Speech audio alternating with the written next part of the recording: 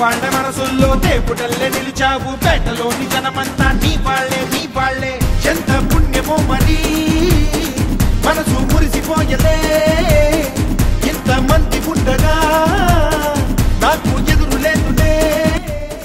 Fan గుర్తుకి ఓటేద్దాం, మన కాటసాని రామిరెడ్డి అన్నను మళ్ళీ గెలిపించుకుందాం.